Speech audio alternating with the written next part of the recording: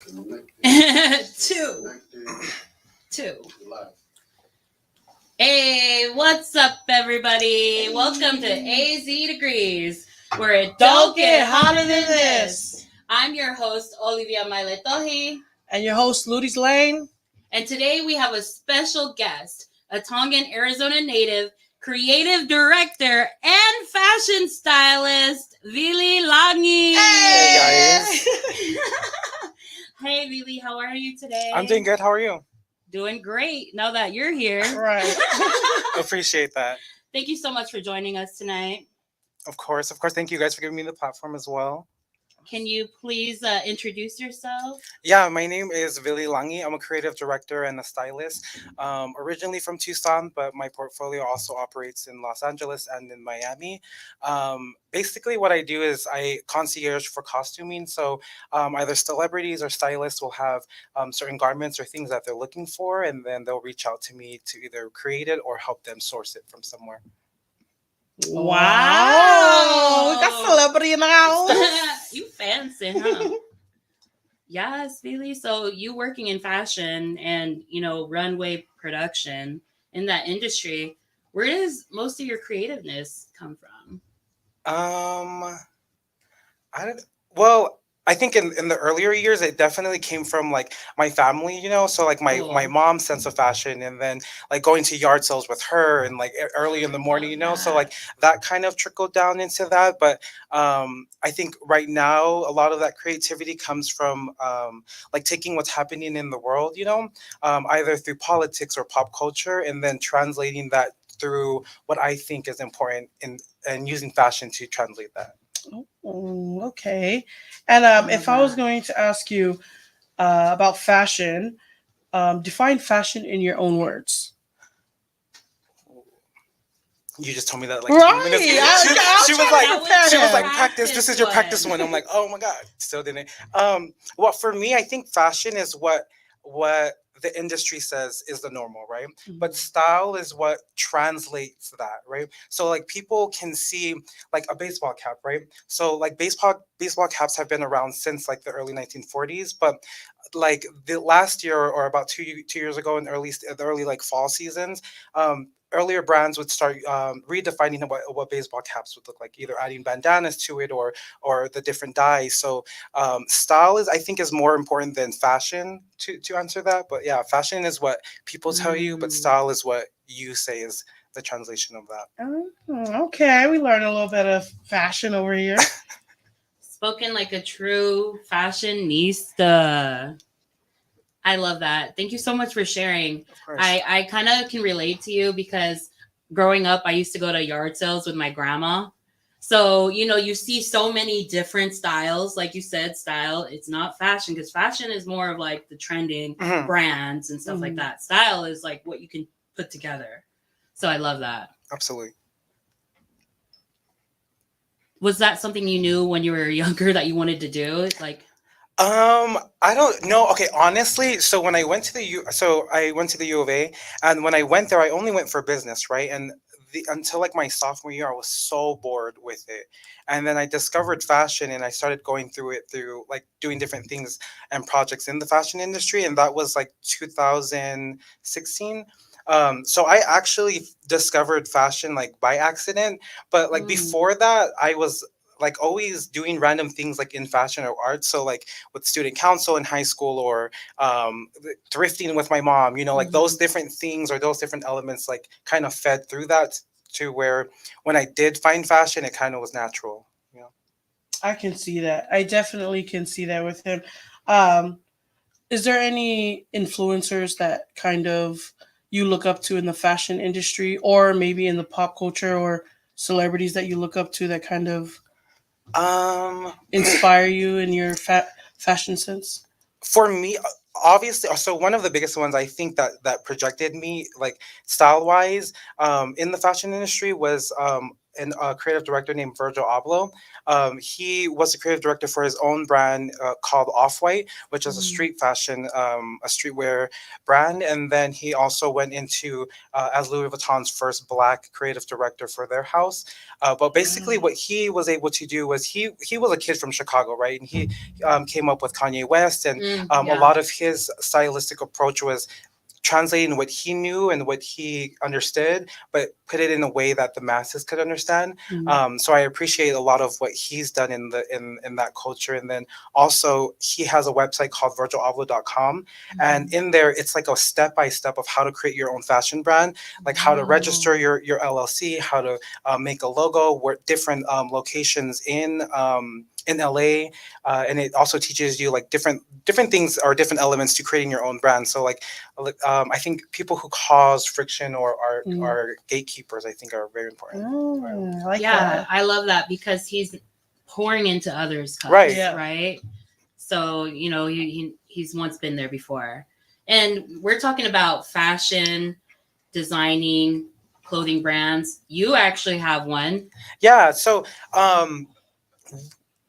to like explain, so my business is called Poptriggered, and under Poptriggered are various projects that I run, and one of the projects is called the Triggered Collection. And basically what the Triggered Collection is it's a 4-part collection that we launched in 2019, and essentially the basic thing about the collection is it's not a typical clothing brand. We only launch 10 products, and then only 10 of those, 10 of each of those products, right? For each of those seasons. And our goal isn't necessarily to create things that are already existing, So we're trying to, using direct to garment or digital art, we are using those designs to either translate through different artists or different pop culture references that we can. And then at the end of those seasons, we launch a runway that is a collection of those. The way we build out each of the runways, we actually choose a location for our runway, and then we create the collection based off of that, right?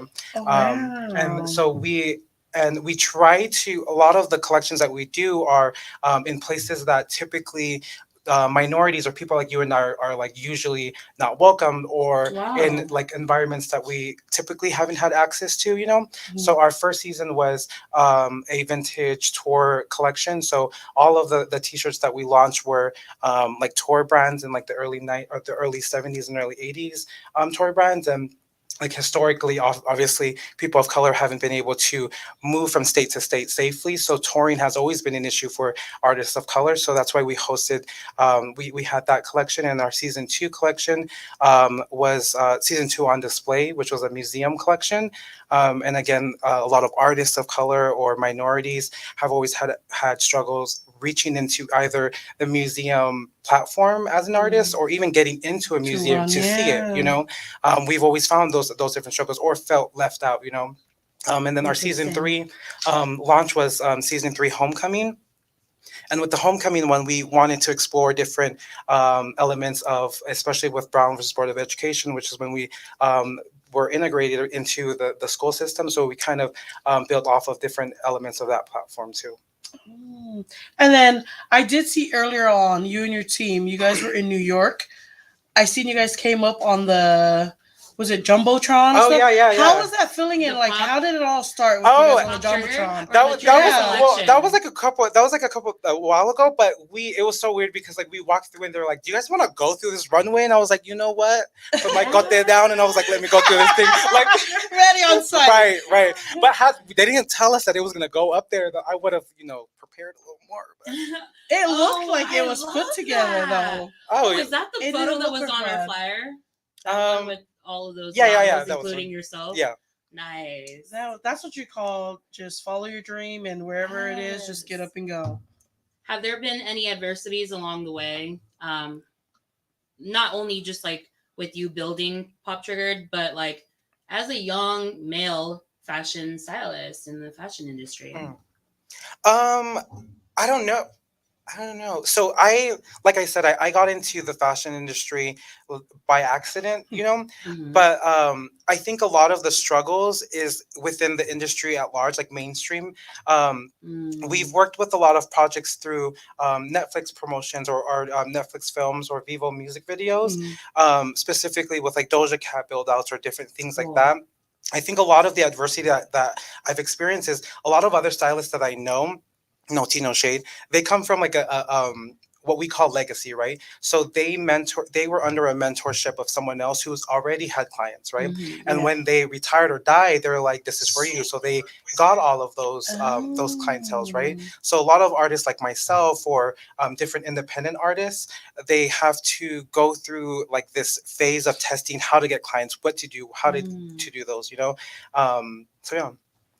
Okay, so what's your favorite part of being a fashion designer? Like, what wakes you up in the morning and like, yes, this is the idea I want to do and pursue? What is it that gets you going with fashion?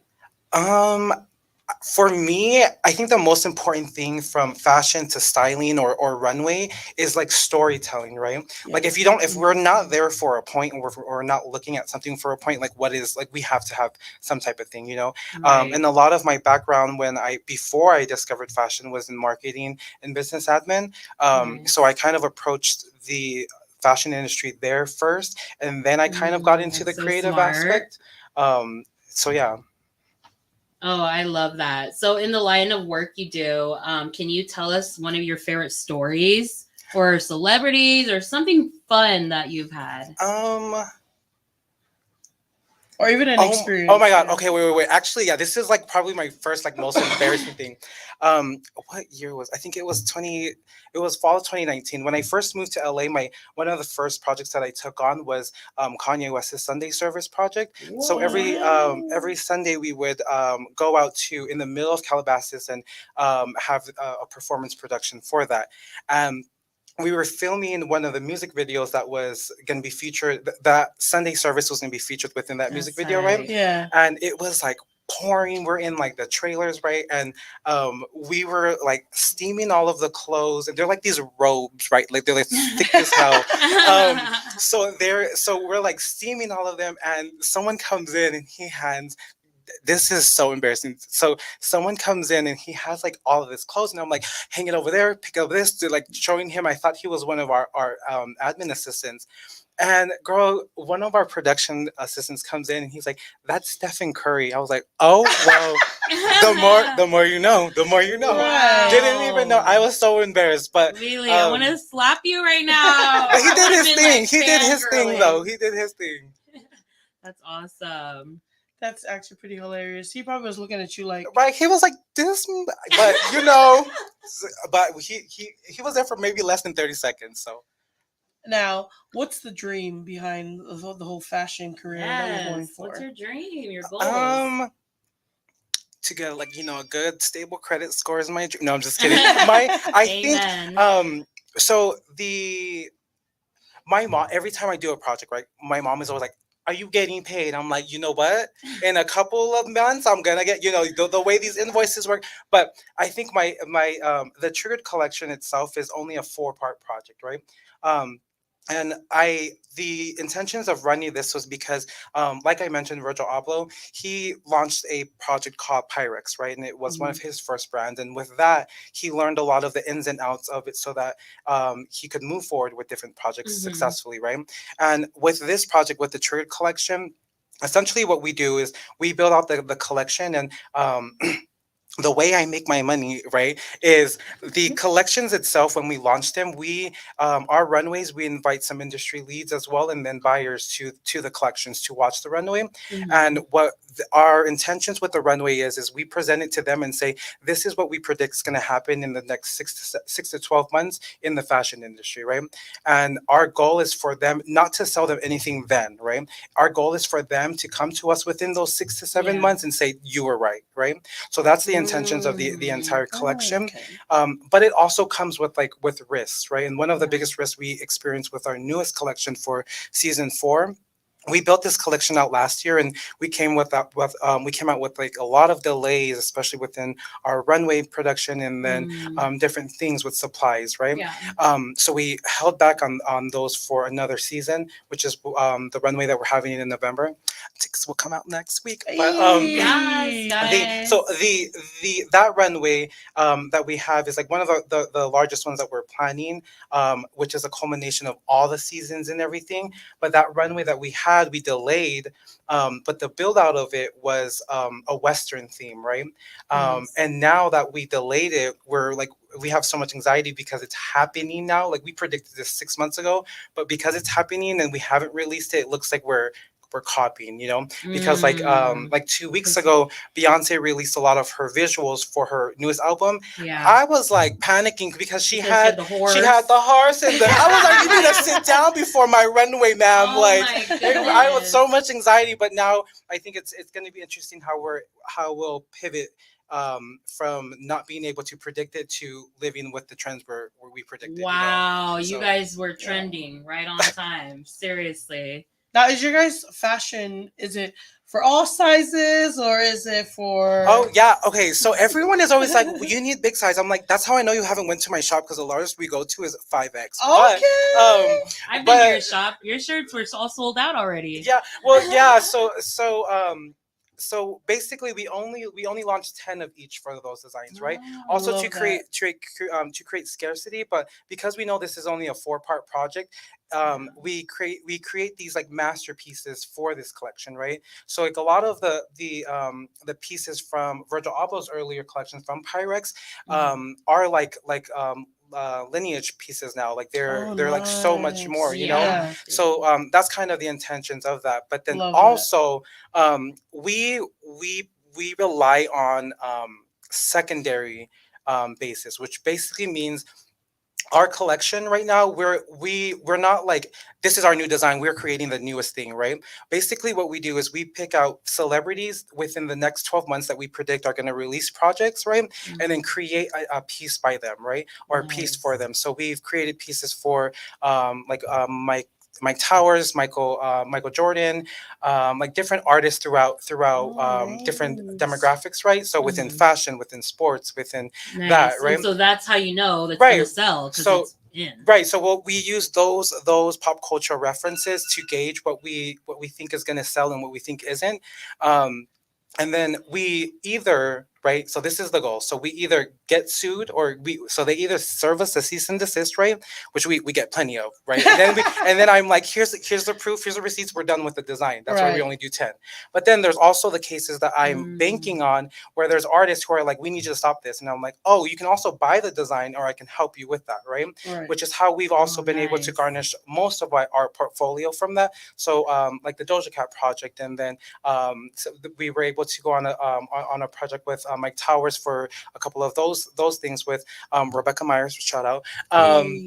So with that, that's kind of what we use. So we use other people's IP, which is intellectual property, to gauge trends and stuff like that, and then also to create our pieces for it, right?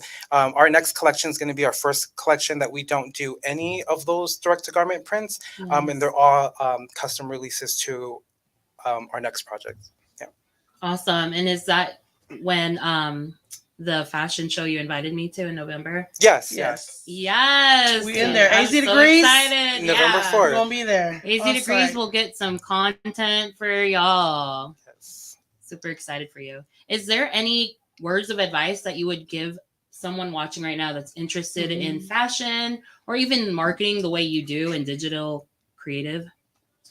Honestly, I think when I was younger, people were like, be you. Like, what the hell does that even mean? You know, you're like sitting there like, I think for me, the quicker you figure out who, like, your voice and like your style, right? People are willing to purchase. Culture and creativity are a currency, right? Like people will buy culture or your creativity, right? So a lot of times I've sold ideas, right? I've typed out photo shoots and I'm like, here's an idea, but to see the rest of it, I'm gonna need some type of income. Here's my cash app, right? But so I think that's something that's really important is keeping your identity and your voice within it, Yes. to try to communicate it differently. I think the biggest point is everyone was, if 10 people see the same fashion show, right, and then those 10 people leave and they're ready to create their own collection inspired by that collection, you should be able to communicate your own style, and people should be able to see that, right?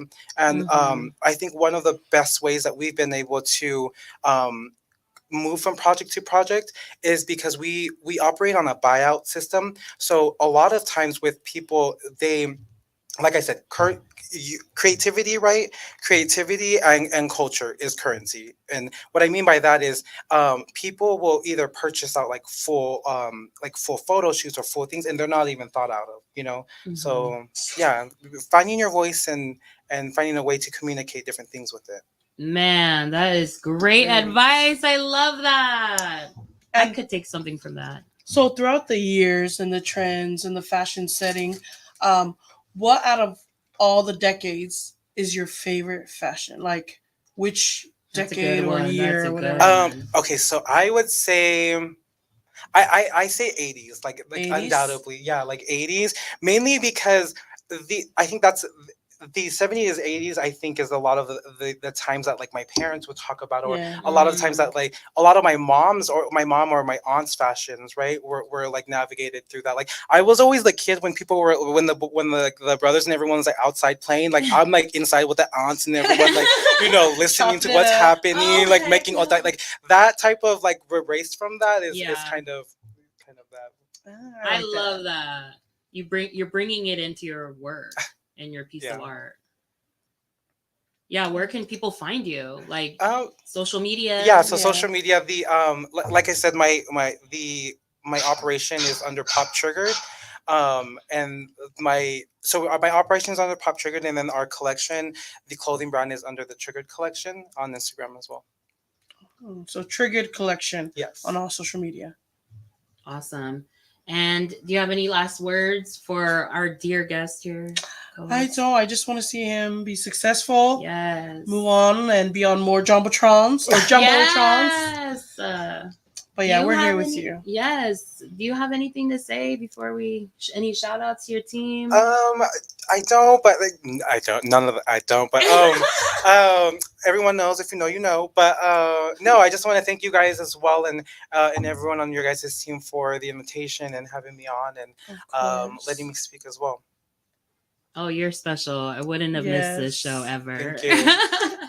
Keep shining, really. We love you and we support you. And And God tune in bless. for the tickets Yes, for a yes. show for November. So Yes. Appreciate that. All right. Thank Hey. you guys. Love you, AZ Degreez. thank you for tuning in. We'll see you next time because at AZ Degrees, it don't get hotter than this.